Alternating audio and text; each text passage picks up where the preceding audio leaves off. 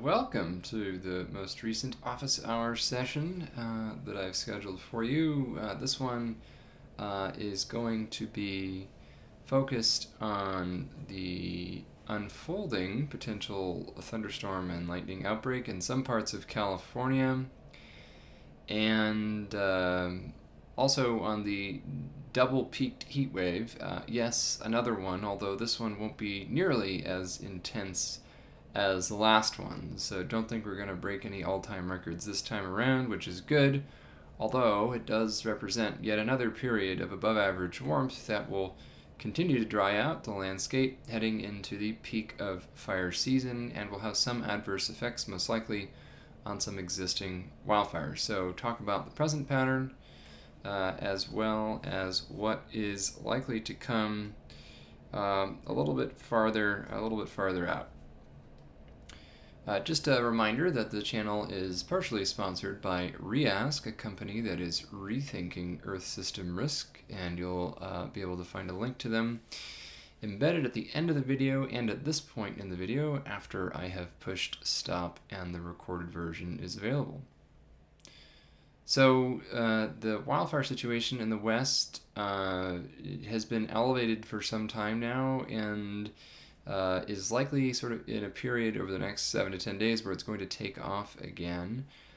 No individually extreme fire weather events are likely to unfold necessarily, but there will be widespread high to very high fire risk, even if we won't see any highly extreme wind or temperature events during this period.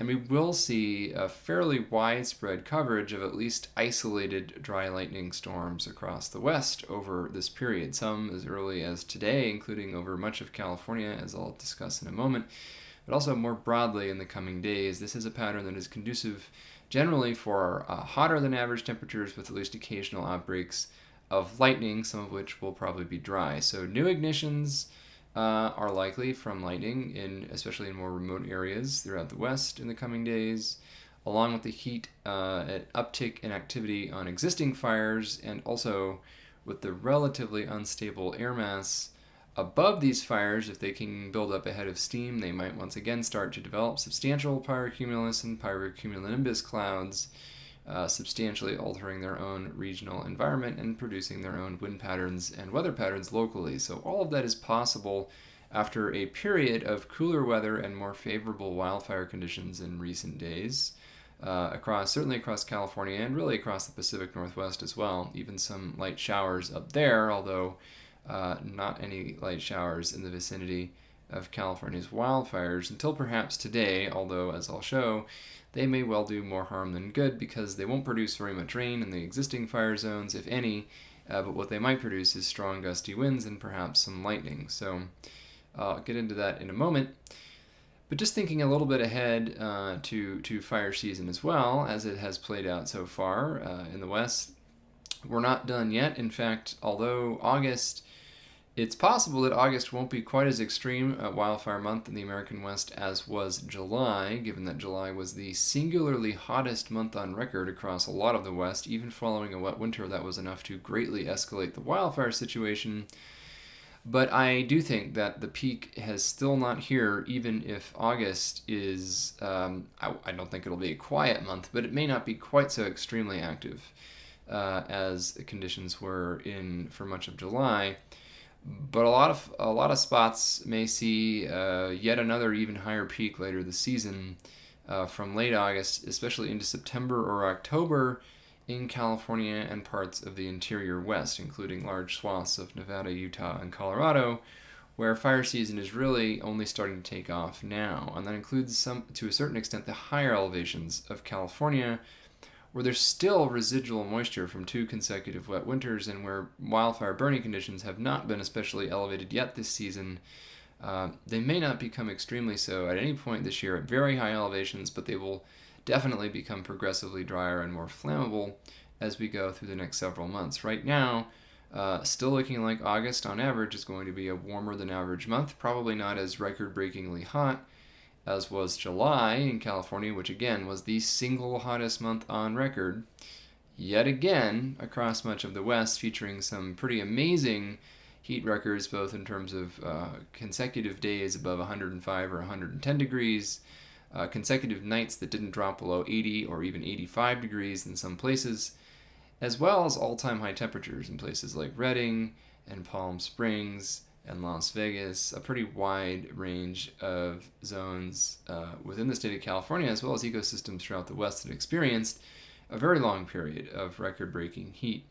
Not among those regions, California's immediate coastal zones, even parts of the Bay Area, I will say, for example, did see their warmest July on record, although most places in the Bay Area did not see their single hottest days on record, and that was because of the persistence of highly above average but not quite record-breaking heat, not just in the daytime, but in particular at night in many places across coastal portions of California, which is what was responsible for the records there. Now, the immediate coast, I don't think, set any all-time records anywhere along the California coast, and the last 30 days were not remarkably warm, especially along the immediate coast of coastal Southern California, where again, a large fraction of California's population resides. So yet another instance, as we've been talking about in recent years, where all-time record heat across something like 70 to 90% of the land area of California, so genuinely the vast majority even of the state, did not necessarily affect even a simple majority of California's population. So it did affect millions of people, of course, but there are over 40 million people in California, many of whom live along the or near within about 20 miles or so of the coast, especially in Southern California, where conditions were simply not as extremely warm as they were inland. Now, of course, from a wildfire perspective right now, it's those inland areas that saw a large increase in risk because of this historically unprecedented sustained heat event, and also, I would add, therefore, evaporative demand event. So the atmosphere was quote-unquote thirstier than it ever was before in recorded history over the same period that these temperatures were warmer than they've been before in recorded history. That allowed for very rapid drying of vegetation, even following what had been a fairly wet period in most places. This is more true in Northern California, where this past winter was not exceptionally wet. It was near to slightly above average in many spots. Southern California was so wet this past winter, double the average rainfall and even approaching record-breaking rainfall in some places, that this effect was a bit muted there just due to the antecedent moisture. So conditions did reach drier and more flammable than average vegetation conditions for a while during the peak of the heat last month, but nothing record-breaking. Now in Northern California, there are regions at the low to mid elevations, especially in grassy and brushier regimes, where vegetation did reach, or at least get very close to, all-time records for that time of year in terms of how dry and flammable it was, which definitely set the stage for a number of spate of wildfire outbreaks, including the still-burning Park Fire today. That has relaxed a bit as temperatures have become less extremely warm on a sustained basis, although vegetation remains much drier than average in most places outside of the highest elevations, especially in Northern California, and after a brief cooler interlude, they are once again drying out even further with the current heat wave. Now again, this heat wave, it's definitely hot out there in the triple digits, but we're not seeing the kind of widespread 110 degree daytime heat and 80 degree plus overnight heat that we saw back in July. So the heat wave, the first of two peaks, is right around now, so probably about today, across much of California. It will recede slightly this weekend with above average but slightly cooler temperatures than we've seen recently. And the second peak will probably be the stronger one with this heat wave. Around Tuesday or Wednesday of next week, it will be even a bit hotter than it is now. Still nothing earth-shattering, but it will represent a 7 to 10 day long period of sustained above average to locally well above average temperatures once again. Important to keep in mind, too, that average is relative to early August. So, this is relative to a pretty hot time of year to begin with. A lot of folks will say, oh, it's just summer. And of course, the definition of above average accounts for the fact that it is in fact summer. We're not saying that August is hot compared to January. That's just a fairly obvious assessment of the climatological seasonal cycle of temperatures brought about by the fact that winter is generally colder than summer. When we talk about above average temperatures, we're talking about conditions relative to this time of year, so a few weeks centered on the date in question. So if today, August 2nd, is much warmer than average, it's really saying that it's much warmer than we would usually be seeing in late July or early August. So it is relative to both where you are geographically, accounting for your microclimates, and also relative to the time of year. So this is roughly peak summer, and so we're comparing peak summer to peak summer, apples to apples. And so that's sort of what we see, is that yes, it's usually hot in July and August in the interior of California, but even now, with this slightly lesser extreme heat wave, if you will, it's still warmer than it usually would have been. And the other point I wanted to make there is that summer ain't what it used to be already in the West. And in terms of the climate normals, as they're called, it's a tricky word precisely for the reason I'm about to say, which is that the average is changing over time. So what is normal? But NOAA usually defines these over a moving 30-year window, so to align with the most recent decade ending, in this case, most recently in 2020. The climate normal period is really a moving window of the climate over the past 30 years or so. So it's always a backward-looking metric. And so when we say conditions are above average for this time of year, that's even accounting for the fact that summers are hotter than there used to be more than 30 years ago. So that's already negating the historical warming that we saw through about, I guess the mid-90s or so at this point. So that's actually saying quite a lot. It's saying that when we have above average temperatures, say in August, it's saying not only are we talking about August relative to all the historical Augusts, but really just this August compared to all recent Augusts, which in turn are a lot warmer than the ones we saw, say, 50, 60 years ago. So my point there is that when we talk about, even if it's not record-breaking heat, sustained above average temperatures this time of year really does mean something. And although this will be a much more manageable heat wave from a human health perspective, especially given that people who have been in California this summer are now acclimated to the extreme heat of July to a certain extent, it's not necessarily true of the ecosystems. The effect is cumulative in terms of the evaporative demand and the drying over the course of the season. So if you continue to see sustained above average temperatures for weeks or even months on end, even if they're no longer record-breaking, that still counts towards the cumulative moisture deficit on the landscape as we head towards the peak of fire season later this year, which will likely be from late August through October, or really even into November and December in Southern California especially. So I'll talk about that a little bit more in a moment, but I do think that even if August is not a particularly extreme fire month in California, it's going to be an active one still, and that might set the stage for a very active September and October period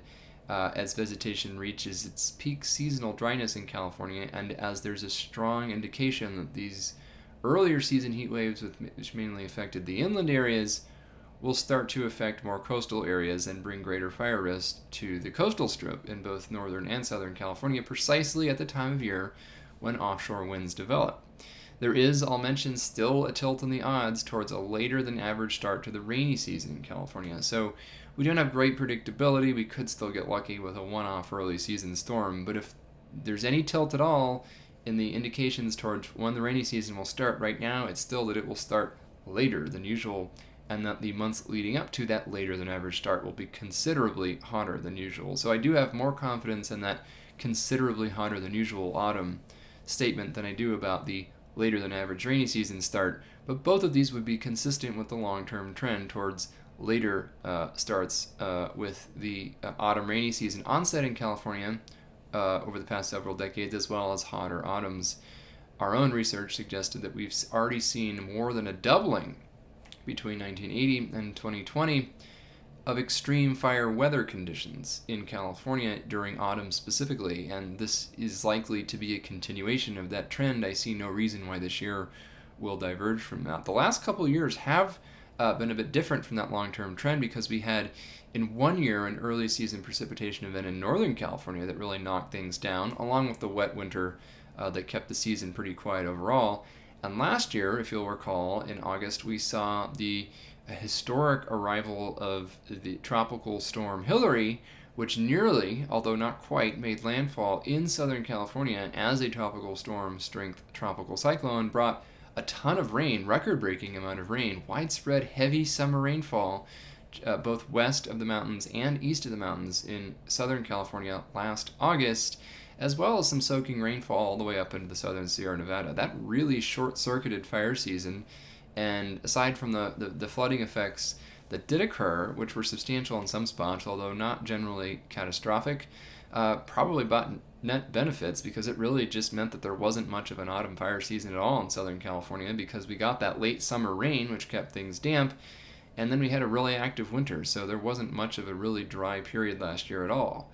This year looks different. It's already been hotter and drier. The summer, although we still had a wet winter last year, which has kept Southern California from being particularly active relative to average, at least. That will likely change as we go into autumn, as Southern California is likely to remain hotter and drier than average well into the autumn and maybe even the early winter this year. So could there be significant fire activity extending later than October this year in coastal Southern California? Yes, absolutely. And that's not particularly rare to see fires continuing into November and even December and sometimes even January in Southern California if the rains are late in arriving, as they sometimes are. Much rarer to see major fire activity in Northern California after October, although it increasingly has happened. Remember, the Camp Fire, which was so devastating up in Butte County and in the town of Paradise, was a November fire in a year that saw a very late start to the rainy season. And of course, the wine country fires and any number of other very devastating San Francisco Bay Area fires have occurred in October. So October is certainly not a strange month to see elevated and even destructive wildfire activity. And in fact, this year, given the seasonal progression, I would not be too surprised if September or October were the peak of California's fire season, which is saying something this year because it's already been much more active than the long-term average. So a quick park fire update, and of course I'm not primarily a wildfire person, although this time of year I'm often called upon to become one. It's continuing to burn. I believe it's now the fourth largest wildfire in California modern history. By the way, if this was 10 years ago, it would have been the largest fire in modern California history. It's just that we've seen so many extremely large fires in the past decade that there are still 3 fires ahead of it, although 2 of them are complex fires, meaning the separate ignitions that merge together. The park fire, of course, was a single ignition, so it really is an exceptionally large fire.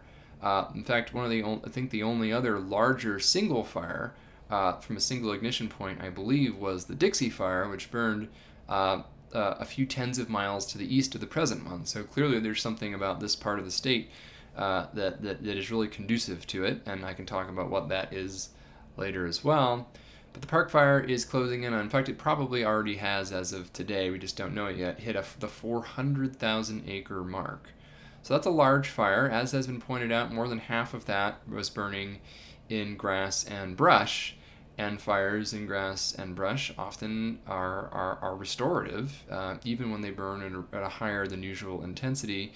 The other 80 to 100,000 acres of that fire, though, has been in much denser vegetation types. There's pretty dense coniferous forest now in the part where the fire is still actively burning through, and after a few days of low activity, the fire has become more active again, as expected, as temperatures have risen, humidity has dropped, and as the atmospheric instability has started to increase today. So although the western flank and the southern flank of the fires are much less active, and many parts of it may even have established control line and are essentially out cold, the northeastern flank of the fire and the eastern flank of the fire generally is still quite active. And unfortunately, it's likely that this active northeastern flank will probably hop over some of the control lines and the highways in that region in the coming days as fire activity picks up. So this fire, despite some claims to the contrary, is definitely not done yet, and it still has a lot of room to expand on its northeastern flank. The good news is probably not going to do a lot more expansion to the west or south unless something very unexpected happens with very strong offshore winds in the near future, and there's simply no indication of that right now. So western and southern flanks are looking good, northeastern flank not so much, especially given the upcoming heat and more unstable atmosphere, which is going to allow this fire to do some pretty aggressive upslope runs through some very heavy forested regions, and also potentially start to generate its own sorts of weather again through pyrocumulonimbus development or plume-dominated fire behavior in a broader sense. So that's what's likely coming down the pike. Same is true with many of the southern Sierra fires that are currently burning. including the boreal fire, and there are other fires still active as well, although these are the main ones of interest in terms of the size and rate of spread right now. There are red flag warnings in effect for the southern Sierra Nevada, as well as parts of the transverse ranges in Southern California for the risk of dry lightning today, and that is what I want to talk about next. So I'm going to bring up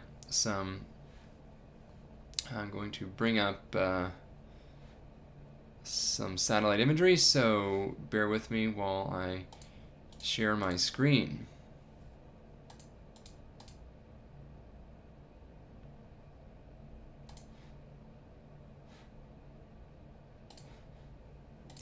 You're going to see the infinite mirroring for a moment while I transfer over, and now you should see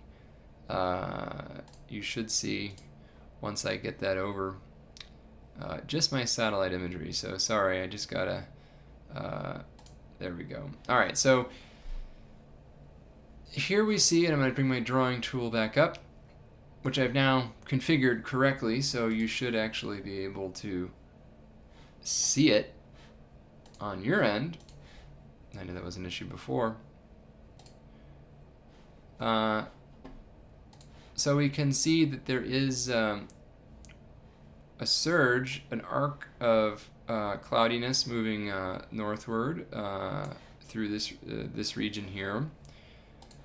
This cloudiness arc is associated with a vorticity maximum roughly centered sort of around this area, so sort of a upper level low pressure system, if you will. There's some spin around it. This is bringing in moist air from the desert southwest. Again, I know that always sounds funny that wind from the east, land to sea from the desert in California at this time of year is moister air than you get when it comes from the west, but that is of course because hot air, even if it's got relatively low relative humidity, carries a lot more absolute moisture than cool air, which is what you get near the coast, even if the relative humidity is a whole lot higher. So we're seeing this arc of cloudiness move to the northwest. Right now, I'm not really seeing much lightning associated with this yet, which is, I guess, the good news. There's really just, at this time, currently some sort of isolated showers in this area, but you can see behind it mountain and desert thunderstorms popping up, so these will bring lightning and some downpours later today. And you can also see sort of underneath this cloud band, there's thunderstorms developing along the western slope of the Sierra Nevada as well. Right now, high clouds and some middle clouds moving into the Bay Area and the Central Coast from the east. Nothing alarming with this now, but there is a slight chance that these could produce some sprinkles or even some dry thunderstorms later today, sort of in this region. So not imminently likely or super likely, but it is possible. So it's very unlikely there'd be any meaningful precipitation. So the only real risk there then would be of dry lightning. And there is, again, also a very slight chance of some thunderstorms across coastal Southern California. Not looking super likely today, but it's not completely outside of the realm of possibility. And I'm going to go to a slightly different view farther north. This is the northern two-thirds of California, and again, just to indicate this blob of high and mid-level clouds, there's some sprinkles in there, but no significant precipitation. Really, this is the part of California where I'd expect maybe a 10% chance of sprinkles or dry lightning. So probably a 90% chance that it won't happen where you are. But if it does happen, it could be a problem because of the potential for new fire ignitions. So not super likely, but can't rule it out there. However, in this region is where there's a bit more concern. So in this part of California and Western Nevada, there is some concern today into tomorrow that there could be a higher odds of dry lightning. So probably higher than 10%, maybe as much as 30 or 40%. This is kind of concerning because the vegetation is very dry, of course, following the record-breaking heat in July, and we already have major fires. The park fire is up here, the boreal fire and a couple of others are down here. The farther south you go, the more likely it is that there's a little bit of meaningful rain associated with the thunderstorms. The farther north you go, the more likely that the thunderstorms will be dry. So very slight chance to the west of this line, but not zero, and a higher chance to the east as we go through the day-to-day into tomorrow. So the main concern would sort of be in this area here. And just to reiterate that, here is the current dry lightning outlook for today for California. And here, this line does include portions of even the northern and central valley, the central and northern Sacramento Valley, as well as the lower foothills of the San Joaquin Valley. So that could potentially even include places like Redding and Chico. Again, not super likely there, but at least a 10 or 20% chance up here. But the higher odds, I'd say, are over the Sierra and the foothills. So this does encompass both most of the active fire regions currently. So this could be a problem for new ignitions and for gusty winds that cause problems on existing fires. I said in this area to the west, there is a very slight chance, but I think it does reasonably fall below the 10% threshold to show up on this map at least. With a similar risk for early tomorrow as well across many of the same areas, so this could continue. So what's the pattern right now? I'm going to zoom in on this a little bit so you can see a little bit better on your screen.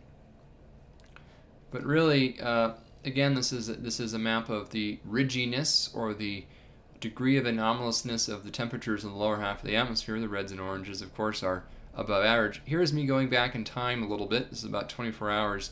You can see that we got this break early this week with some cooler, non-ridgy conditions across the west, but more recently this ridging has redeveloped. Here is where we are essentially right now with ridging that has, and actually I want to bring up a slightly different map to show the normalized values here because it's a little bit more intuitive. Going back in time again, just to show you what this looked like a couple days ago. So yes, this trough over the Pacific Northwest once again being replaced by a significant ridging. This is again right now. As we head into the weekend, you see that it weakens a little bit. So again, this is that weekend cooling trend that I mentioned. Although not cooling to below average levels, still warmer than average in the atmosphere before this ridge re-strengthens early next week. So here we go. As I mentioned, that peak Tuesday into Wednesday, and this really will be centered over central and southern California. So this will affect the fire zones with a secondary and probably stronger wave of heat before, and this is, I need to go to a different model run to go farther in the future, peaking around Wednesday before once again fading, not necessarily to cooler than average conditions, still some vague ridginess, although as we get towards mid-August, there's indications of another weak west coast trough.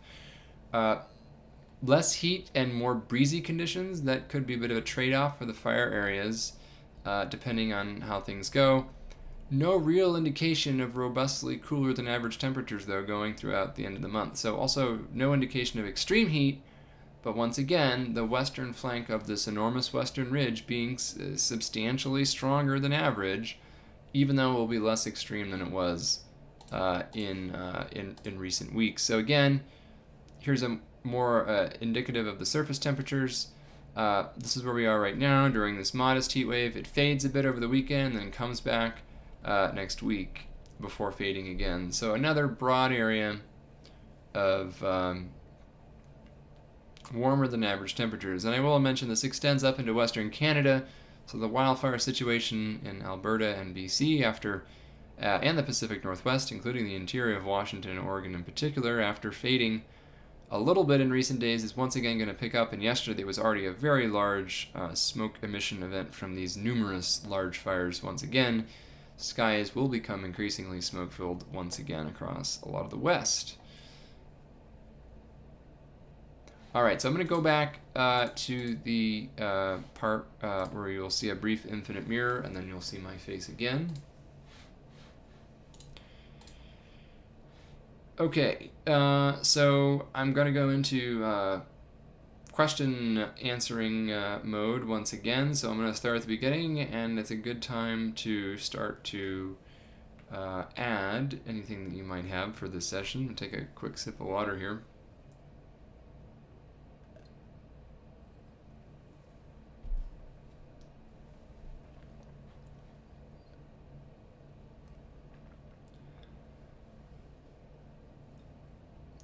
The first question is, can we talk about the fact that the overnight temperatures have not been cooling off as much?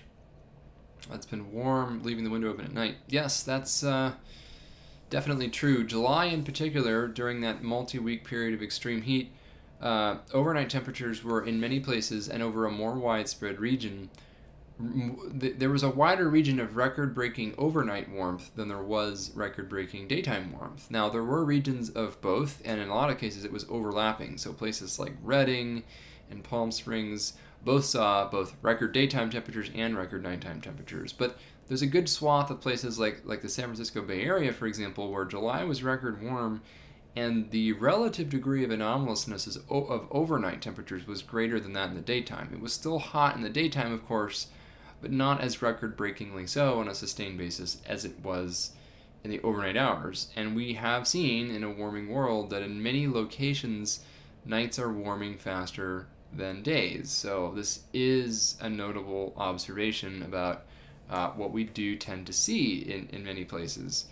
This was a particularly dramatic example of that in some coastal areas where the daytime temperatures were not especially exceptional, but the overnight warmth truly was. In fact, it may have, in many cases, there are some places where the daytime warmth was not even close to being record-breaking, but the overnight warmth was so overwhelmingly record-breaking that still resulted in record warm temperatures for the entire month of July. So it's not your imagination. There's a few other questions here. I'll pick and choose between these a bit.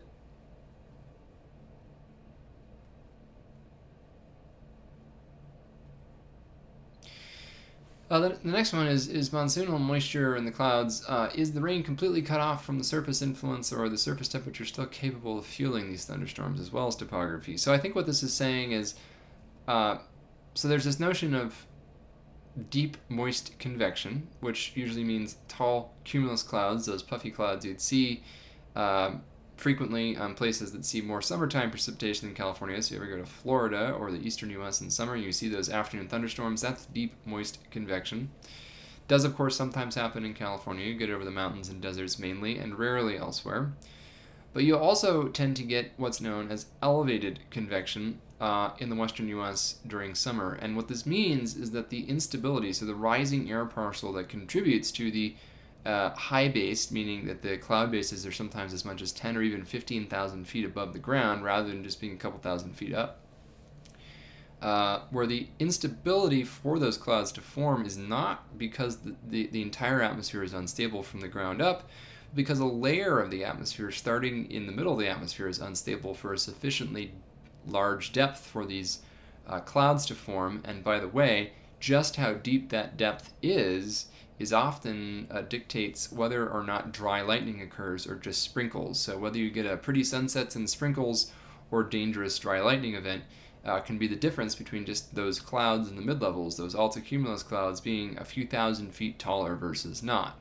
In both cases, they're too high above the surface to allow large amounts of precipitation to reach the ground from this elevated convection.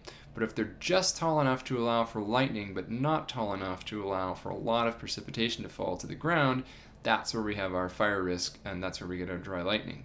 These clouds still do produce precipitation, by the way, but the problem is that the precipitation has to fall through 10 or 15,000 feet of extremely dry air, and to the point where most, if not all of it, essentially evaporates right back into the air before reaching the ground, and in so doing, cools the air to the point that it can result in gusty winds and downbursts, which of course further aggravate the fire risk. So elevated convection is most common in California under these sorts of patterns, although you can also have, if there's enough deep moisture and instability, surface-based storms or near-surface-based storms, and we are actually seeing a mix of this right now. In far northern California, the storm bases and cloud heights are more elevated, hence the higher risk of dry lightning. But in the mountains of Southern California and the southeastern deserts, there's more moisture and instability closer to the surface, and so these storms are not so high-based, maybe only a few thousand feet, 5,000 feet above the ground, and that's a better height to allow more of that precipitation to actually reach the ground. So still some risk of dry lightning because strikes can occur outside of the rain cores, But under the middle of those thunderstorms, it probably is raining or even pouring in Southern California. So you can get a mix. You can get surface-based storms, you can get very high-based storms, or you can get something in between. The 2020 event in the Bay Area, by the way, that extraordinary dry lightning event that started a spate of catastrophic wildfires at that point, those were very high-based and also very strong storms. That's part of why it was such an exceptional event. They were very strong thunderstorms that were very elevated with very little rain at the surface. They produced a tremendous amount of lightning and wind and almost no rainfall at the surface. It's hard to achieve that, but that particular setup managed to pull it off. No indication of anything like that right now, although there is some dry lightning risk over the next 24 hours. Okay, I might skip a few of these questions here.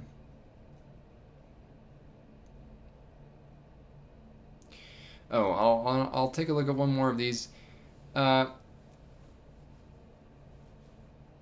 you think that the hurricane that's spinning up in the Pacific Ocean right now might bring thunderstorms to California in August? Right now, there's no real indication that the steering pattern is right for these developing tropical storms or hurricanes in the eastern Pacific, as usually occur this time of year. Will bring much, if any, moisture to California. That could theoretically change, but right now they're going to stay too far south and west. These are not going to take a Hillary-like trajectory directly towards Southern California, nor are they going to take a circuitously moisture trajectory like the 2020 event I just mentioned. No indication of that right now. I guess that's good and bad news. It's good news in that I don't think there's any obvious likelihood of a big dry lightning event from the existing tropical storms at this point, but it also means we probably won't get a real season-ending rain event anytime soon. So that could change hypothetically later in the season, but I would say that the odds of that happening this year are lower than average, and they were already pretty low in a typical year. Partly due to the non-presence of a strong El Nino and a La Nina event that's still trying to develop.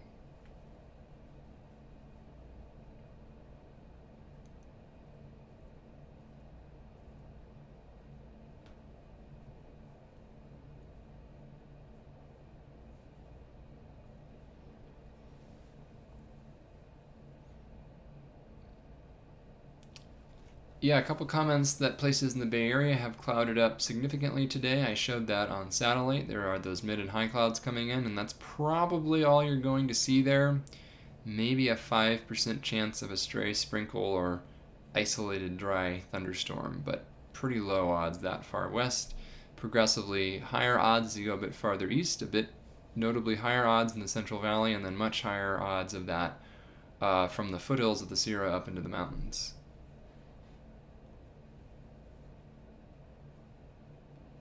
The question about La Nina and the fact that it's developing more slowly than predicted, which is true, although usually these events don't really get going until autumn.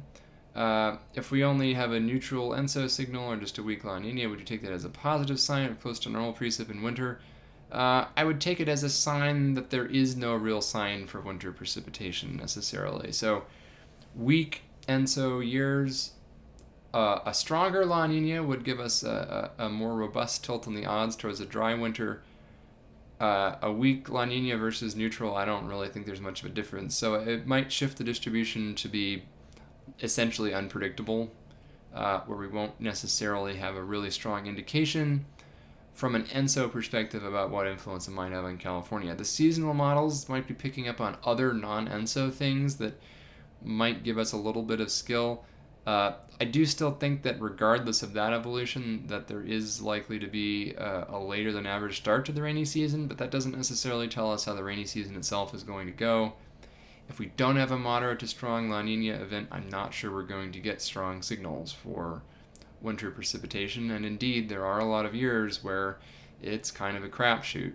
And I think being honest about that is more helpful than just saying that we never have any predictability because you use these blended statistical averages to say that across all years the predictability is low. I think what it is that in some years the predictability is reasonably high, but in most years it's near zero, and so if you average them all together, you get a pretty unimpressive skill score. But if you score specifically the years and you're honest and upfront about the fact that some years are going to have higher predictability than others, then you can actually say something that's maybe a little more meaningful. We'll see how La Nina develops. If it's pretty close to neutral or just weak La Nina, I honestly don't think it's going to tell us much, and I might not be able to offer much guidance about winter precipitation. If it does end up being more in the moderate to strong category, I think that would increase the odds of a drier winter. Now, the fall and the rest of fire season is a bit different. That, I think, is more likely to be hot and dry, but the winter, we shall see. Of course, there's a long-term trend towards warmer winters, so that's, I guess the old analogy is fish in a barrel. That's a pretty easy prediction to make, just with the long-term global warming trend, of course, but the precipitation is not trending in one particular direction or another, as I've talked about before in California. The new normal is increased variability, so that doesn't necessarily tell us that much about this particular year if we don't have a strong ENSO signal guiding us in one particular direction or the other. So let's see how that evolves over the next couple of months. We might have a better sense of what La Nina is going to do by about September.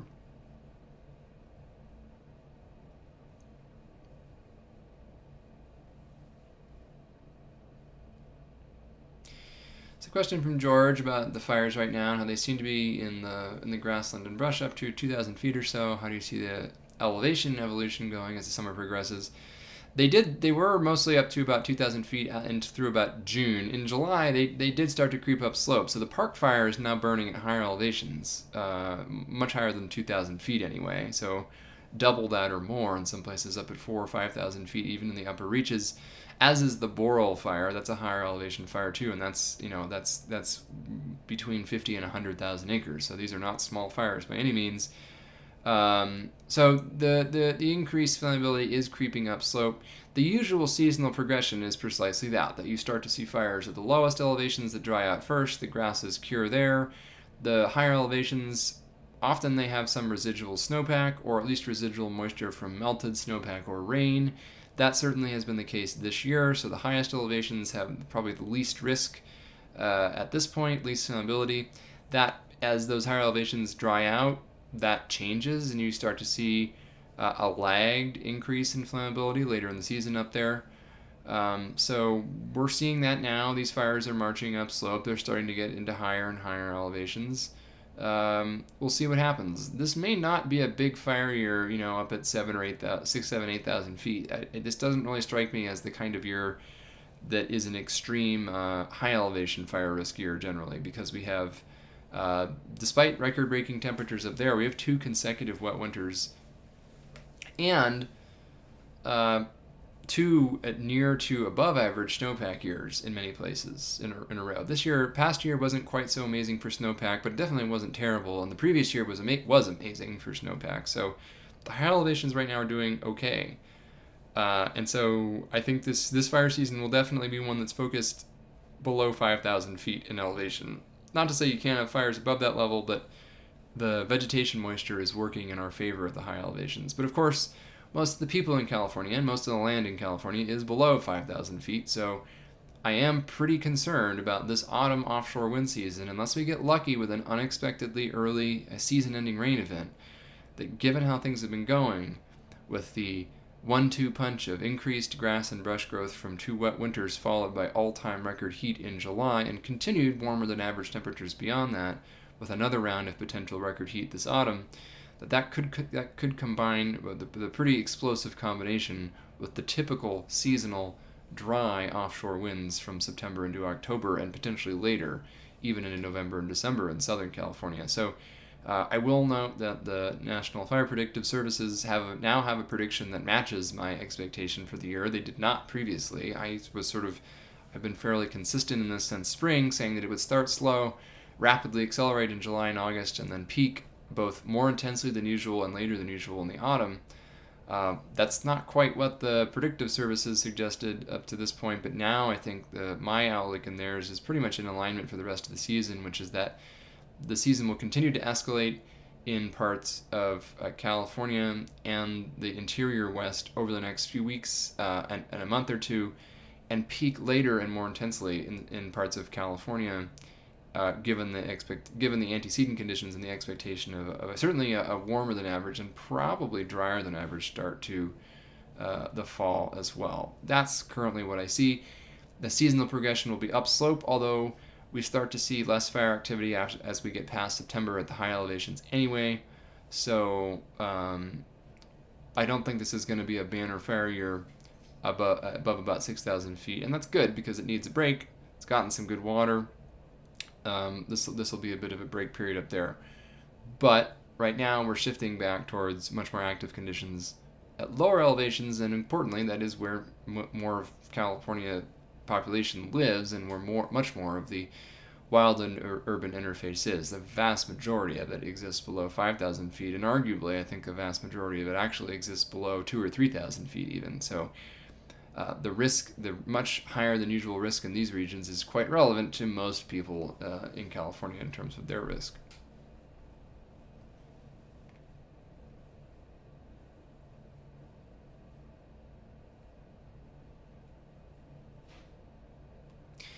There's a question about Tuolumne County specifically and the chance of lightning this weekend. There is some chance later today and tomorrow especially.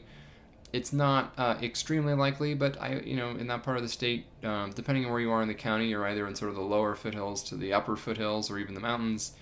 There's a substantial risk, 30 to 50% maybe, so much higher than the Bay Area.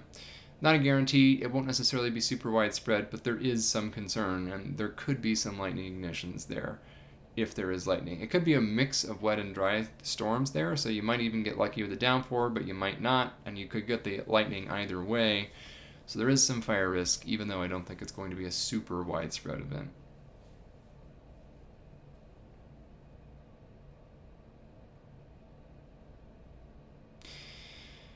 Well, I think that looks like it just about covers the questions today. Just a reminder that we are really trying to grow this channel, and by we, I mainly mean me, as well as some of the long-term supporters of Weather West. So please do subscribe. That's one way to make sure that you get notified when I do these sessions, and occasionally I will do them on short notice.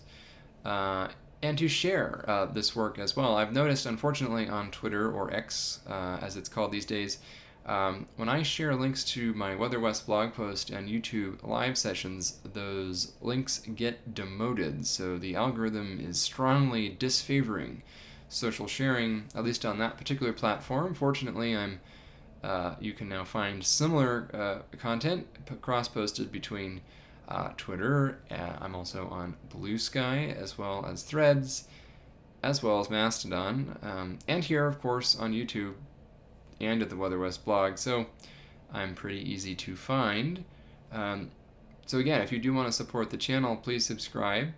It's always helpful to like the videos, but most importantly, let other people know about this if you think they're going to be interested in these sorts of conversations, which I will continue to have on a regular basis.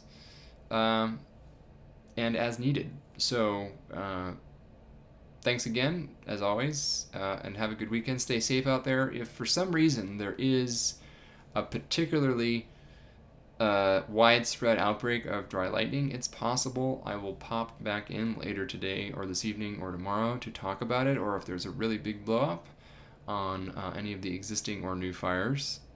Hopefully there won't be, and hopefully I won't need to, but that's what I do. So if you want to be notified when that happens, please subscribe. All right, stay safe out there, and again, this coming heat wave and the present heat wave is of course not as extreme as July, but it will be fairly prolonged, and so it will continue to dry out the vegetation, although it will be a lot more manageable for, I think, most folks who are outside and dealing with it. So important to keep that in perspective. Thanks, everybody, and talk to you later.